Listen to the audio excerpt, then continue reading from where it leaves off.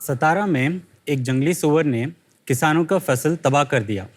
Sharks, ऐसी खबरें हमें रोज सुनने में आती है। किसानों को जंगली सूअर, नीलगाय, हाथी, तेंदुआ और बाघ जैसे जानवरों की वजह से लगभग 30% नुकसान होता है। किसानों इन लॉसेस को झेलने के लिए electric fences, shock machines, guns, chemicals और क्रूड बॉम्ब्स का इस्तेमाल करते हैं, जिसकी वजह से जानवरों की मौत हो जाती है। हाल ही में ही चिकमगलूर डिस्ट्रिक्ट में एक हाथी की मौत हो गई थी इलेक्ट्रिक फेंस की वजह से। पर क्या इसमें किसानों की कोई गलती है जो अपना खेत बचाना चाहते हैं, या उन जानवरों की कोई गलती है जो खाने की खोज में वो खेत में चले जाते हैं? नहीं, दोनों अपना पेट पालने की कोशिश कर रहे हैं। ये दुनिया उतनी ही जानवरों की है जितनी हमारी।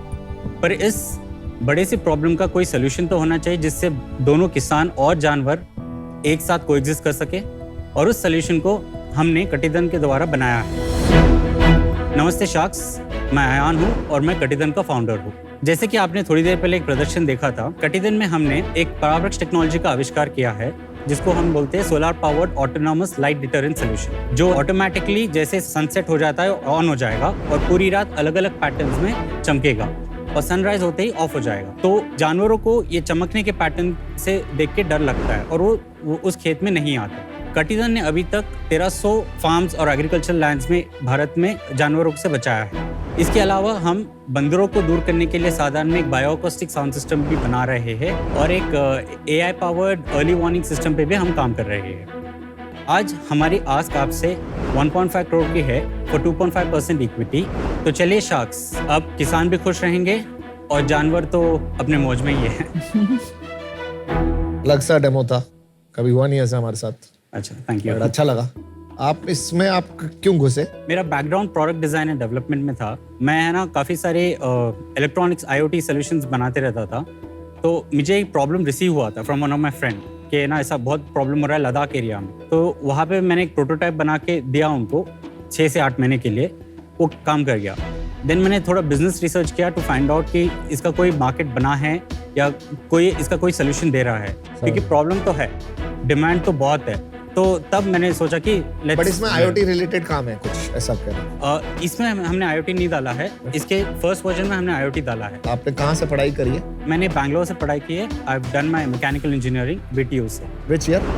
2012। और उसके बाद इंडियन इंस्टीट्यूट ऑफ साइंस से प्रोडक्ट डिजाइन एंड डेवलपमेंट का प्रोफेशनल कोर्स किया है 2014। ठीक है, फिर उसके बाद आई हैव बीन वर्किंग। कहाँ पे? मेरा एडटेक रोबोटिक्स और कंज्यूमर रोबोटिक्स में एक्सपीरियंस था। Which company? Milagrow robots. Yes.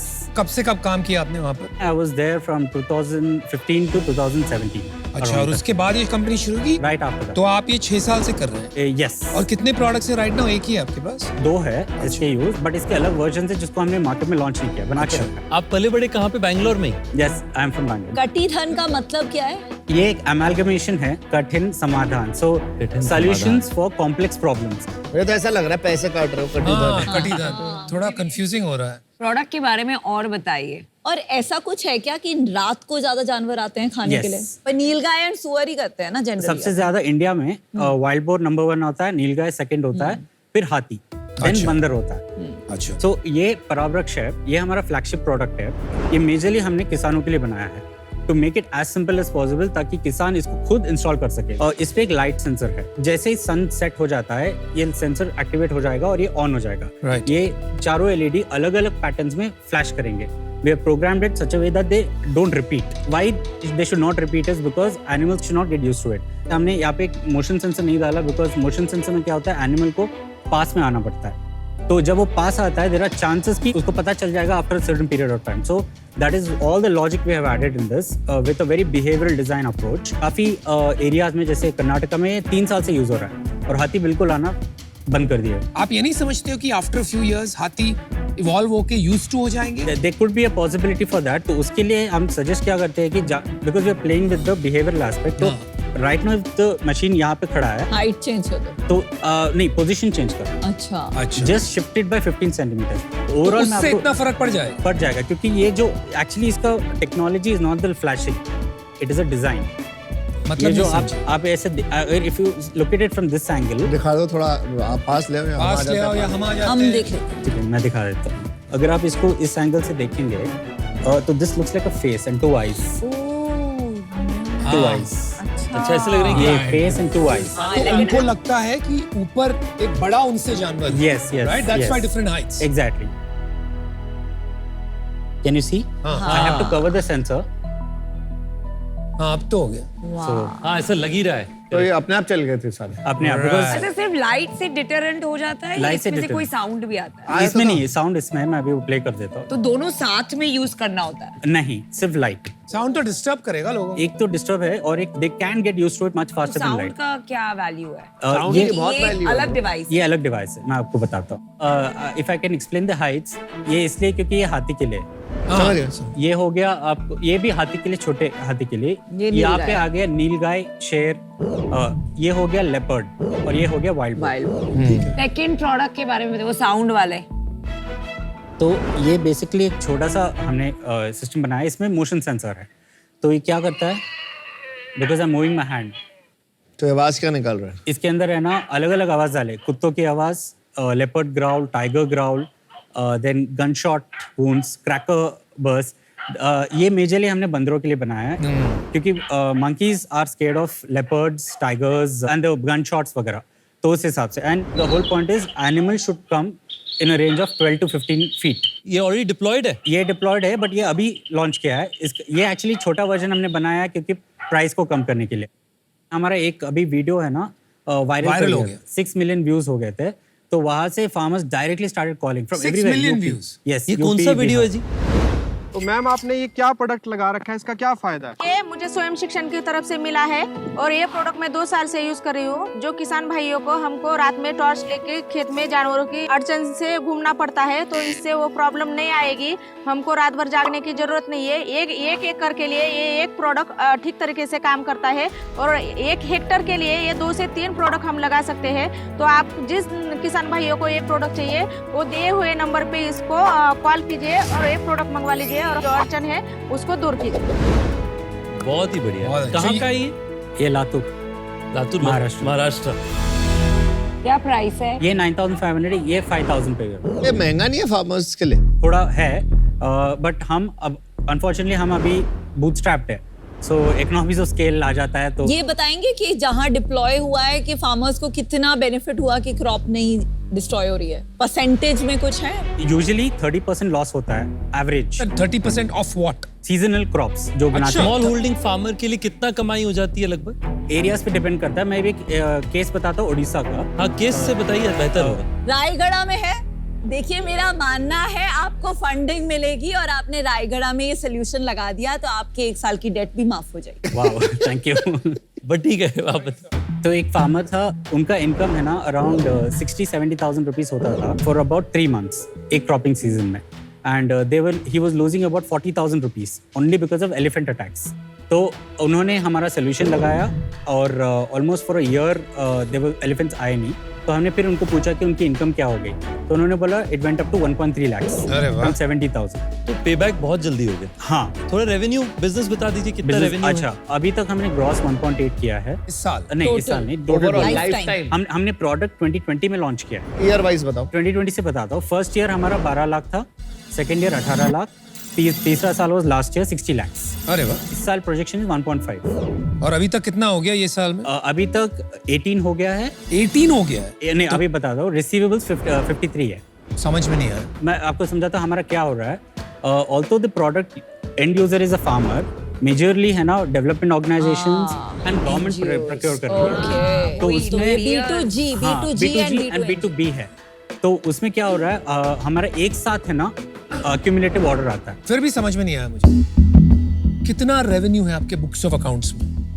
18 lakhs तो ये 53 लाख जो आप बोल रहे हैं Yes. ये क्या आंकड़ा है? 53 lakhs में 35 lakhs is order value order value मतलब जो वो ऑर्डर आया है जो आपने सर्विस नहीं किया सर्विस कर समझ गए और Yes, ये उसका क्या payment इसी आएगा। साल में हो जाएगा?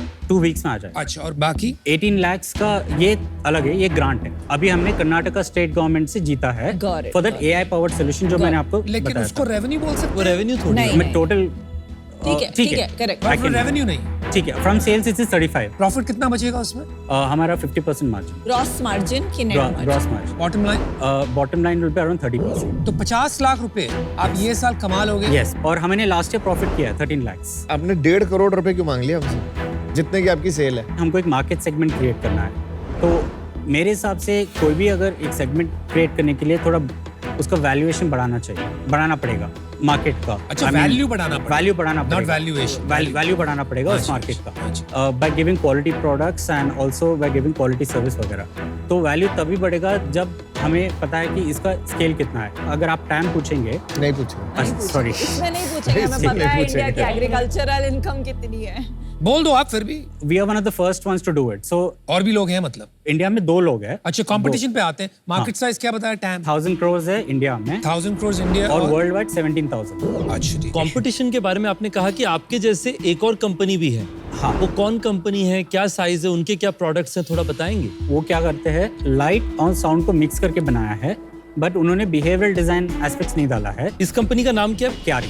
उन्होंने दूसरा प्रोडक्ट कैंपिंग के लिए जो Camping प्रोडक्ट लेके लेके आए थे वो Yes. To ward off animal attacks, वो वाला प्रोडक्ट दिखाया था उन्होंने। वो कैंपिंग स्टिक के पहले उन्होंने वो बनाया था, कॉम्बिनेशन ऑफ दिस। जो भी फार्म इंटेलिजेंस में या भारत एग्री जैसी जो कंपनीज हैं जो फार्मर्स को सपोर्ट कर रही हैं थ्रू टेक्नोलॉजी, वो ये क्यों नहीं बना पाएंगी? क्योंकि इसको बनाने के लिए टाइम लगा। It took me almost couple of years, क्योंकि ये चीज़ है ना, on the in the farm land will have to observe the animal behaviour, जो लगता है 6 to 8 months। Ayaan, I don't think that is the reason. मेरा इंट्यूशन है कि आपके जो कस्टमर्स है right. Is mostly institutions, government, NGO. So I think the reason क्यारी ने पिवट किया और आप भी स्ट्रगल कर रहे हैं इज बिकॉज आपका जो कस्टमर सेगमेंट है राइट। वो बहुत ही अनप्रेडिक्टेबल सेगमेंट है। कंज्यूमर में भी फार्मर, बट जो पेयर्स है वो आपका because of the price point is not a good segment to be in. Scale आपके लिए बहुत मुश्किल होगा and for that reason I am अच्छा बिजनेस बनाया आपने 1.5 करोड़ में। अगर आप 45 लाख रुपए कमा रहे हो, बुरा नहीं है, अच्छा कमा रहे हो। मेरे को लगता है कि अभी आपका बिजनेस जिस स्केल पे है उसके लिए तो बिल्कुल ये वैल्यूएशन लॉजिकली नहीं है। और दूसरा मॉडल अभी पता ही नहीं, अभी उसका तो आपने यूज केस भी नहीं पता और बना भी नहीं है, तो बहुत ज्यादा रिस्क हो जाएगा 1.5 करोड़ रुपए लगाने के लिए वहां पे मेरे लिए। सो अनफॉर्चुनेटली मैं आउट हूँ। I wish you all the best. Thank you. देखिए, आई लव द सोल्यूशन, काफी अच्छा प्रोडक्ट है, आपने फर्स्ट प्रिंसिपल थिंकिंग से बनाया है, बट मैं कंज्यूमर नहीं हूँ, आपके कोर कंज्यूमर है फार्मर। Yes. जहाँ अभी डिसाइफर करना कि प्रोडक्ट मार्केट फिट है कि नहीं इम्पॉसिबल है, क्योंकि फार्मर्स आज की तारीख में नहीं खरीद रहे हैं, उनके लिए गवर्नमेंट बॉडीज, एनजीओज खरीद रही है। तो एक इन्वेस्टर के लिए फिगर आउट करना कि ये एक प्रोडक्ट मार्केट फिट है कि नहीं बहुत मुश्किल है। तो आज मैं इस पे बेट नहीं ले पाऊंगी आपके साथ, specially at a 60 crore valuation. So for that reason 1.5 crore रुपए का आप करेंगे क्या? इस पे क्या सोचा है आपने? Basically, a small amount will go for the working capital, and the other is to build a team. Production बिठाएंगे कैपिटल के साथ? Yes. For now, हमारा idea is not to build our own manufacturing. इसको है ना contract manufacturing करवाएंगे। आप कह रहे हैं आपके पास ऑर्डर बहुत है, दूसरी तरफ आप कह रहे हैं कि आपका तो सारा काम कॉन्ट्रैक्ट मैन्युफैक्चरिंग का है। पूरा नहीं, थोड़े। हाँ, yes. तो आपके पास वो ऑर्डर को फुलफिल करने से क्या रोक रहा है आपको? क्या वो सिर्फ वर्किंग कैपिटल है या क्या है? Yes, working capital. आपको कॉन्ट्रैक्ट मैन्युफैक्चरर कितना एडवांस मांगता है? Just 10% of the entire order value. तो whatever आपको we can. 40 लाख रुपया चाहिए एडवांस 4 करोड़ रुपया का ऑर्डर को फुलफिल करने की। Yes, yes, चलो वो रिवर्स हो गया। मैं तो आप तो कॉस्ट पे कह रहे हो, तो हो सकता है उससे और भी कम जरूरत पड़े। yes. 15-20 लाख 30 लाख रुपए आपको चाहिए to take this up. To take कितना? this particular order. इतने पैसे तो मिल जाने चाहिए आपको, बैंक लोन और एनी अदर वे। और प्रॉफिट भी कमा रहे हैं आप, तो आपके हाँ। पास खुद का भी कैश जनरेशन है। हाँ, of course, वही हम कर रहे हैं, रेवेन्यूज लेके आके उसी में वापस इन्वेस्ट करके we are doing that. What's the issue? हम फुलफिल नहीं कर पा रहे हैं बिकॉज हमें टीम साइज जस्ट 4 people, हम प्रोडक्ट भी बनाते हैं और सेल्स भी करते हैं, सर्विसिंग भी करते हैं, तो उसमें क्या हो रहा है, we are not able to match the demand.